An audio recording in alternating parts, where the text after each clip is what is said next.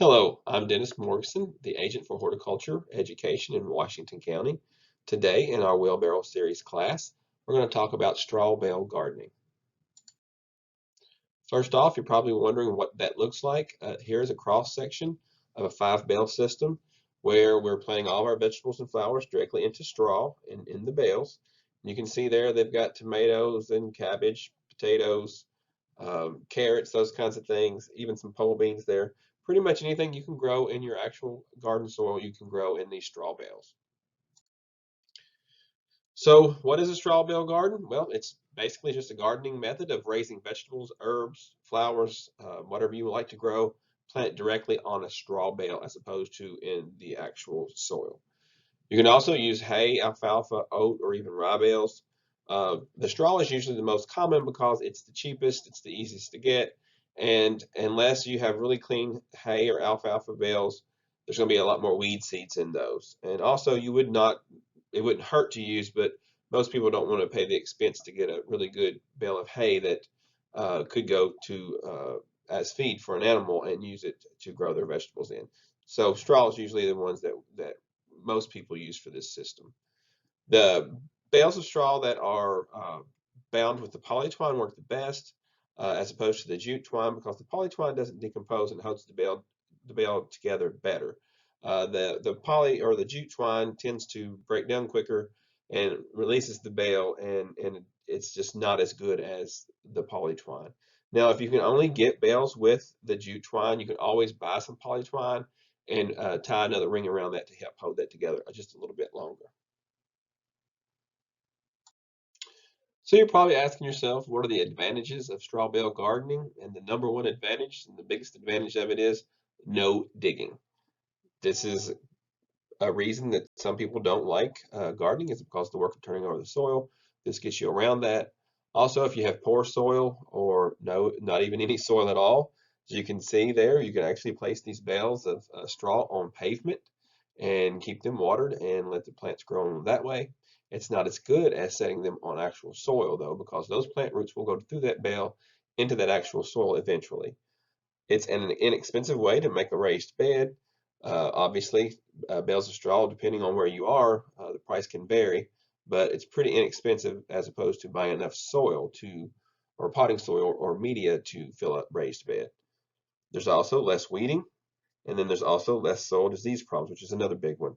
So when you get above that soil, you're getting away from some of those disease issues. A few more advantages to using these straw bales or bales in general is that they are 2 feet tall, which makes them more accessible for gardeners who have trouble bending over. So it's already a raised bed. It's a little bit further up off the ground to make it easier to tend to. As you can see, you could sit in a chair there and tend that garden. The garden isn't permanent, which means you can move it around if something happens and you need to have that space for something else the following year, or even during that growing season. If you've got somebody strong or with a lift or something, they could pick that up and move it if it's not too far decomposed. And then, whenever the season's over, the used bales can be used as mulch or even composted, and then you can use that in your garden again. So we also have disadvantages, just like with any type of gardening. With these bales, they do require much more watering. So that's something you need to plan on ahead for the growing season. You're going to need a water source available for these. You also have time conditioning the bales, which we'll talk about in just a little bit to get them ready to plant. Fertility is also can be an issue because this is just straw as it's decomposing, so we've got to add fertility to that, similar to like you would in a hydroponic system. And you can see there those tomatoes were not properly fertilized, and you can see how small the plants are. The bales also may not hold up the entire season, especially if you use bales that's with twine around them. As you can see in that picture there, they've got a little chicken wire around the bale, which will help keep them together a little bit longer, which is not a bad idea. And then depending on your bale source and the number that you need, they can be expensive depending on where you are, if you have access to a local farmer or if you have to buy it at a actual farm store. As I mentioned in the last slide, finding the bales is one issue sometimes. They can be obtained from local farm stores, which are going to be more expensive. Depending on where they are, I've seen anywhere from $5 to even $10 a bale, which $10 a bale probably would put me out of doing this type of gardening. But if you can uh, find them cheaper, then this is a economical way to garden. Best method, again, is directly from a farmer. They're going to be cheaper that way too. Average cost for just a few bales, maybe only $5 a bale. And you want to make sure, again, if you can find bales with the poly twine, use those. Also, you don't need grade A bales. These can be a little bit weathered if they've been at the edge of the barn and they got a little bit of water on it, so that's fine. They've already started to break down a little bit, and that's what we're looking for. So just keep, if you can find them where they've had a little bit of water damage, where rain may have blew in on one side of water, that's fine. You'll probably get those bales a little cheaper as well. So this is just getting started. You don't need to put a fabric down the way this person did. If you want to, that's perfectly fine. If you're worried about weeds growing around the bale. The bales do have to be conditioned though before you can plant them. So turn the bale up on the end, and you can see in those pictures there where the straw cut in is sticking up. If you look at the bales, usually there's a cut in on each side or on one side or the other.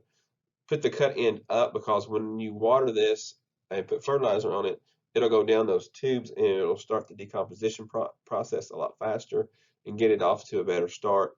If you turn it up on this other end, it'll tend to shed water for a while, so it'll take a lot longer to get this bale conditioned. Make sure the bales are also where you want them, because once they're fully wet, they're very heavy. They can be moved, but they are very heavy. To condition the bales to get them ready to plant, you need to water the bales daily for 3 days to make sure that the water gets penetrated throughout the bale evenly. A lot of times this water runs straight through one spot. That's why you need to spray it. You can see how it is in this picture to make sure you get it fully covered. Keeping the bales wet is the very important process in this, because that's going to start the decomposition process. So on days 4, 5, and 6, you want to sprinkle the top of each bale with a half a cup of urea fertilizer, that's a nitrogen fertilizer, and then water it in each time. You can do that for 3 days. You can also use a water-soluble fertilizer if you like, instead of buying a bag of urea, I'm sorry, such as Miracle Grow or Peters or one of the water-soluble fertilizers. You can also even use like a triple 19 or triple 10, just up that rate a little bit from that half a cup if you don't have the urea. But what we're looking for here is to get nitrogen inside that bale, which is going to speed up the decomposition, the heating up of it, so then we can get it ready to plant. Some organic options if you want to grow organic. 2 cups of blood meal can be used at each um, of the 3 days. Fish emulsion also works. It does smell if you've not used it before, though. Just keep that in mind. You can also use compost and manure tea. It may take a little longer. It may take up to 2 to 3 weeks for this bale to heat up and cool down if you use the more organic options. But if you use that urea, that nitrogen source is going to speed this up quite a bit. Day 7, 8, 9, you want to cut the amount of fertilizer applied in half. So instead of a half a cup of urea, you're going to use a quarter cup of urea each day, and you're going to water that in. And then on day 10, you're going to stop adding your fertilizer, but continue to moisten the bales daily. So what we've done here is we've basically turned this straw bale into a compost pile. So on day 11, you want to fill the top of the bale for heat. An easy method is, if you've got a thermometer like this, you can stick into the bale. You can see whenever that temperature comes down. If it's over 99 degrees Fahrenheit, you want to continue to keep the bales moist until the temperature comes down. So if you plant too soon, you can burn your plant. So it's a good idea to get these. If you know you're going to plant in May, go ahead and get them started in maybe mid-April, and you'll have them ready to go for planting your tomatoes up in May. Generally, the bales are ready to plant in around 12 days, but it may take a little bit longer than that, a little bit shorter than that, depending on the weather and depending on the temperature. If it's really warm days, it's going to go a little faster. If it's really cold days, it's going to go a little slower. Once your bale is cooled down and it's ready to plant, there's a couple planting methods that you can use. There's pockets or holes. Basically, pocket, you're just going to create holes or pockets in that top of that bale, and you're going to remove some of the straw, put some potting soil in there, and then just plant your plant in just like you would in the soil. That's an easy way to do that, especially when you're planting actual transplants. That's what works best with those. Also, I like to use the potting medium that's already got a little fertilizer in it, just because these bales are going to have to have fertilizer added to it, That just gets your plant off to a little boost there to help get things started. The number of holes again depends on what crops you plant. We'll talk about this in a little bit more in depth later on into our PowerPoint. Another method of planting these bales is the flat method, which is basically spreading 3 to 4 inches of potting soil on top of the um, bale and then planting some seeds directly into that. This works best for seeding direct sown things like lettuces and things. They get started better that way. Of course, you could also do transplants of any of those things in the other method, but it's totally up to you how you want to plant these. So your transplants or seeds can be planted with either method, which I just said, but flatbeds work best for seeding things like lettuces and beets and radishes, things that don't transplant well, and things you generally don't buy in transplants that often. I know lettuce is sold quite a bit now, but beets and radishes are not.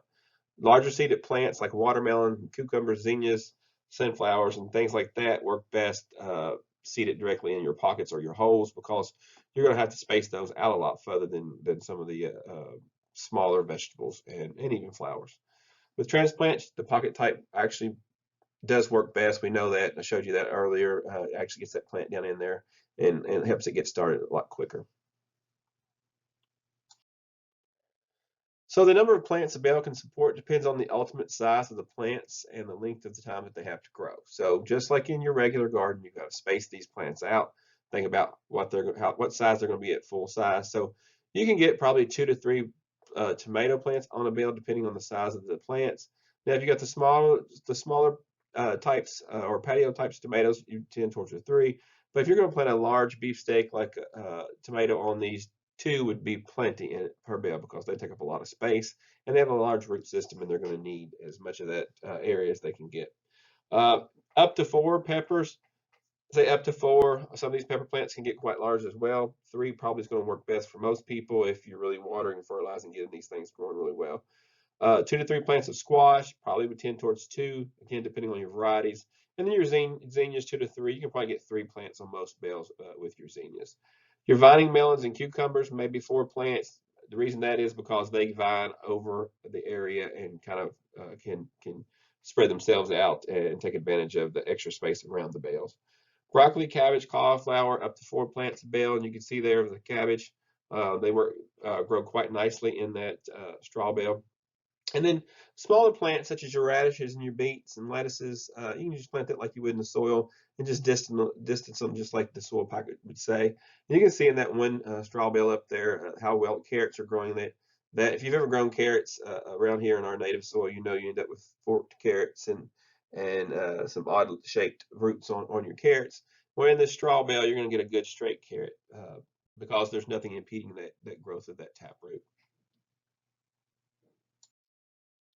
Here's a few pictures of some things grown in straw bales. You can see the potatoes there. Potatoes love this method because they like to grow in a loose kind of a compost type situation anyway, as do the carrots there. You can see those carrots, they pull out really easy, so you don't have to worry about breaking those or digging those. They just pull right out. Same with the potatoes. You can just break that bale apart and pull those potatoes out.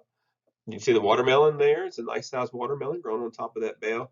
The one thing I would say that I don't think does as good as it does in or doesn't do as well as other or vegetable plants or even flowers is the corn.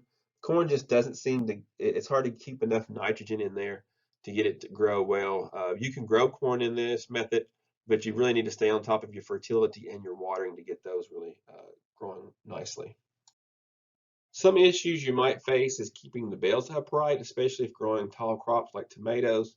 So you're probably going to have to put a stake or even some fencing or something next to the bale to keep them up, or you're going to tie your tomatoes up anyway. So holding those tomatoes up is going to keep holding your bale up. So just keep that in mind. If something's tall, you're going to have something to make sure that bale doesn't flip over if we have, those thunderstorms that we can have in the summer. On the right picture there, you can see those tomatoes, how they have really grown over that probably cattle panel, it looks like under there. But you can see how much that straw is decomposed by the, getting close to the end of that season. So by that point, those tomatoes' main food source or main place that their roots are now is down into the actual native soil. That's why they are still looking that great because they didn't have to dig this soil. but they will grow the roots down into the actual soil. So it works really well for that as well. A few other ways to keep your straw bales up. You can see that they've got their bales ready and put them in a row, and they've put some T posts on each end and in the middle, and then they've got their fencing running across that. It'll hold the tomatoes up, which will also hold the bales up.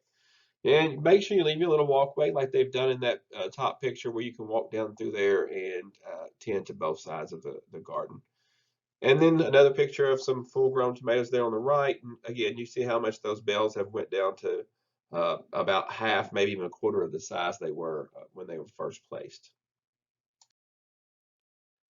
Some other ways people have done this, you can see again, this person's got a 2x4 running down through there with some, it looks like some electrical conduit stamped into the ground, and then they've got the tomatoes growing up through that. Those tomatoes are a little close. I hope they're a smaller variety, but it's just an idea of what you can do if you need to plant a tall crop on that. Make sure that you have something sturdy to hold them up. If you remember earlier in this PowerPoint, I talked about watering. Now we're here. Watering is the key to success in straw bale gardening. Water runs through the bale quickly, so you're going to have to water these plants more than you would if they are growing in actual soil. Soaker hoses can be used, but they don't get the water spread throughout the bale. They don't work at all to get the bales conditioned. If you do use a soaker hose, make sure you lay that soaker hose right next to the plant in the straw. That way it's right on the root of that plant. So manual sprinkling works best, but you do want to avoid wetting those leaves. So you can get you one of those watering wands, turn it a little bit low, and you can just water them that way. Stay close to the bale without getting the leaves very wet, and you can actually put water throughout the entire top of that bale. Believe it or not, these bales actually, even after conditioned, once they start to dry out, they will shed water. So when you water, they run straight down instead of it soaking throughout the plant, so, the bale. So that's why sprinkling works the best. You can also use milk jugs or something like that that trickles, but again, put them close to the plant. That way it's right on the actual plant's roots. And then it is very difficult to overwater plants in a straw bale system. So you would have to water every single day a lot to even bother these plants because they drain so well. So if you're an overwaterer, this is a good system for you. Fertilization is another big key in growing these plants in the straw. You do need adequate nutrition. That's very critical because the bale itself doesn't supply any or very little. Nitrogen gets tied up in this bale as it's decomposing, as does phosphorus and potassium. So you're going to have to add that during the growing season. So it's a good idea to water once a week with a water-soluble fertilizer. Again, that could be Miracle Grow, Peters, or any of the generic, whatever, anything water soluble, multi-purpose fertilizer is fine. Some signs of nutrient deficiency here we see there with the pictures there with the tomatoes, and you can see the nitrogen. It's just a yellowing of the plant, and then you can see with phosphorus there, it's purple or curling on the leaves. You see a purple tint underneath of it, and then with browning edge of the leaves, it's a potassium deficiency there. You can see those tomato leaves there. Don't get these confused with some of the diseases such as early blight or late blight or any of those, because this is the dying back of the foliage there, especially with the potassium, but there's no spots or necrotic areas, so just keep that in mind. Weed control, good thing about this one is it's very little. That's another good thing about straw bale gardening. If you use good clean straw, there will be hardly any weeds. You may get some wheat seeds that's in there that will germinate, and you can see the little grassy wheat growing out. That's easy to pull out if you get it right small before it gets rooted in. If you're using hay or alfalfa or any of that, just keep in mind that there might be some more weed seeds, more in hay than there probably would be in alfalfa, because most alfalfa is kept pretty clean. But you may have to go through there for the first, I don't know, month or so, and you'll get whatever weeds that are to the edge or wheat or whatever to germinate, and then you just pull it out. Also, avoid using compost or manure in your holes to plant unless you know it's weed free. So you might get some weeds next to the plant that way. Pest control, these are ground dwelling pests such as your grubs, your cutworms, diseases such as Fusarium, Verticillium, wilt. is really little to no problem in this system, which is great. Now, if you've got Fusarium verticillium in your soil and you got tomatoes growing your bale, you may get some of that late in the season if you didn't use a resistant variety, because those roots eventually will end up in your native soil. The bales are generally used only one season. In our climate, one season is about all you're going to get out of it. So it's going to go ahead and decompose, which is also going to disrupt the life cycle of some of these pests before they can work their way up into that bale to get to your plants. You will still have other pests, especially things like cabbage worms that, the butterfly flies in and lays eggs. Really not any way to get around that. So you're going to have to keep in mind, you're still going to have to use some pesticide, even organic or regular. It's up to you, but you're probably going to have to do a little bit of that still in this system. Another thing that's probably not going to be as bad is some of the foliar diseases, because a lot of those foliar diseases, like I talked about with tomatoes, is splashed from your soil because it overwinters there. So you can reduce some of that. You're still going to get blights in your tomatoes by the season because it is airborne as well. But it might give you a few more weeks of good, clean plants before it sets in. Your placement of bales depends on what you're looking for in your garden, how you want it laid out, all those kinds of things. But the main thing is you got to make sure that you put sun-loving plants in sun and shade-loving plants in shade.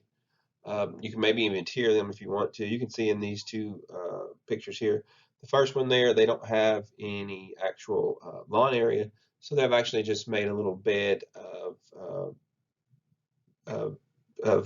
straw bales right on top of the concrete there with a little retainer around it to keep it in spot.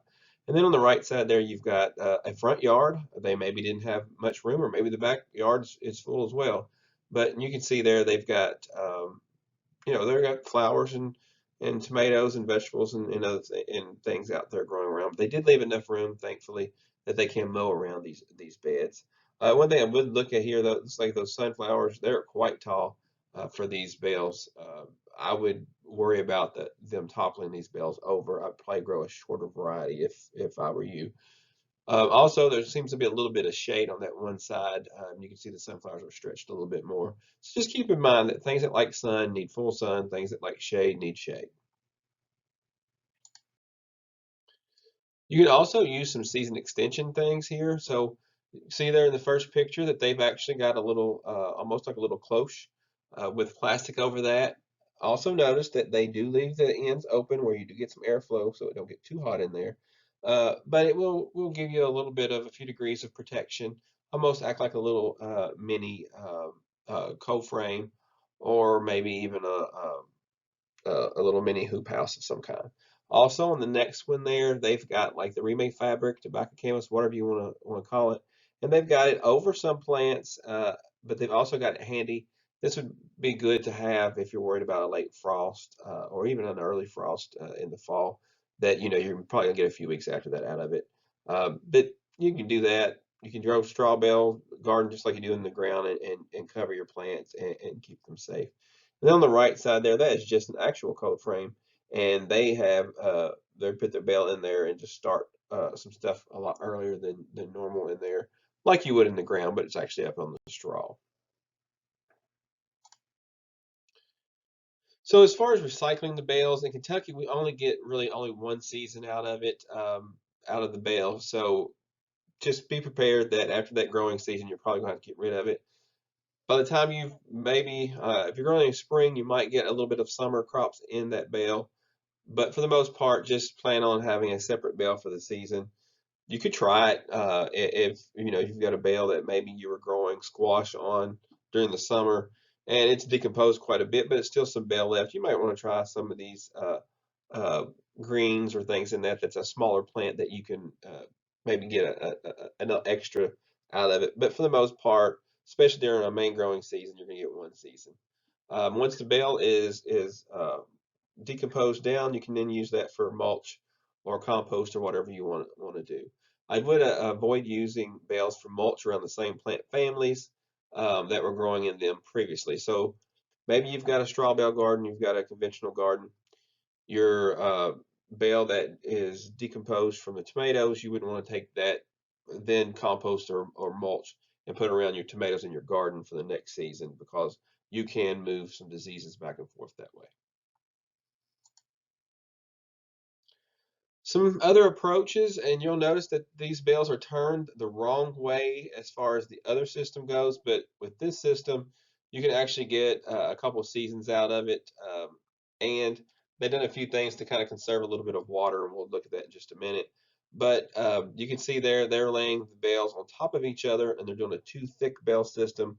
That's how it gives you another season, because it's got a lot more surface area that has to decompose, so you can get more than one crop or one season out of the bales. Also, with these, they're laying those sideways. It's going to take a lot longer to get those ready to plant, so keep that in mind. This would be something that you may put these bales out in, uh, say, late fall, and then plant in them in the spring, or set them out in the winter and plant them in early summer. It's just going to take a lot longer to condition these bales this way. So to conserve water, they're putting a little metal framing around that, and all that's going to do is just kind of shield some of those hot winds off the sides of that those bales, and that way it'll conserve a little bit of the moisture in those bales, and maybe make them not have to water them quite so much as they would. It looks like they're in a pretty dry climate, so that's probably another reason that they're doing this as well.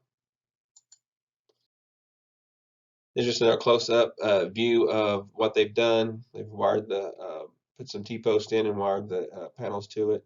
Again, notice that the bales are laying a different way than we would want those to get them off to a fast start. It's going to take a lot of water to get those bales fully saturated, laying in that direction. Just keep that in mind, that you're going to need a lot more time to get those conditioned. And with a two thick bale system, it's going to take more time as well. So give yourself, don't think that you're going to plant in 12 days. Think more like 12 weeks with this kind of system. Some other ways you could do this, if you've got a place that's uh, on a rock or something, you can put a little bit of basket around that. It looks like to me they have even some plastic around that. Just keep in mind that clear plastic is going to heat up really fast, so definitely think about that if you're going to put it in the full sun. I probably would not use clear. Also, you're going to need drainage hose if you put this plastic around. I guess they did that to keep maybe the straw there together, but make sure you have drainage holes in the bottom of that if you're going to do that. And then over here on the right, they just had a tub that was the right size that they could just slide a bale down in there. So they're just going to plant right into that bale. Again, make sure you have drainage holes. A few other ways you can see these metal. I guess these are look like maybe some trough waterers or something like that, which you could use. You can buy those at the farm supply stores. But you can see these plants are doing quite well in this raised bed system here. But they've got two bales thick. Probably what's happening as these decompose, they're just adding new bales on top of the old bales. Just keep in mind to do some crop rotation on that, so you don't start some disease issues. But that eventually you would end up with a raised bed full of compost. It's kind of similar to what you would do if you did a regular raised bed, but it would take you several systems. But you can see how healthy all this stuff looks in here. So they're keeping on a good fertilizer and water regimen here. So this is just what somebody's straw bale garden looks like from beginning to end. You can see that they planted their tomatoes and things in those bales, and you can see how they've kind of flourished there. Again, with this picture and it's before and after, just to see how the garden grows. But just again, keep in mind that you need to make sure you have full sun. You'll notice they're close to this tree line. You'll notice the plants are smaller back towards the trees. I would say one thing is an advantage to growing a straw bale next to trees like this. If you do a raised bed there for multiple years, those roots eventually will get into that raised bed, suck your water and nutrients out, and your plants will suffer, especially in dry times. By redoing these straw bales every year, those trees never get a chance to get their roots up in there where they can, take the nutrients and water away from your plants during the growing season. So if you have any questions about straw bale gardening, obviously you can call me and we'll discuss some of the issues that you might have. And you might want to check out the Straw Bale Gardens blog there. A lot of other websites there that you can check out if you want to look at a little more in depth on some of these things. Basically, the Arizona one is really talking about water wise, because it's a dry climate there. For us, we may have a dry summer, we may have a wet summer, we don't know. But just make sure if you're going to try to grow in this system to keep your water hose handy, because it's the only way you're going to be able to grow in this system is to keep your plants watered. Because it's just basically, if you think about it, a large container or a raised bed that you're still going to have to water more than you would in a conventional gardening system.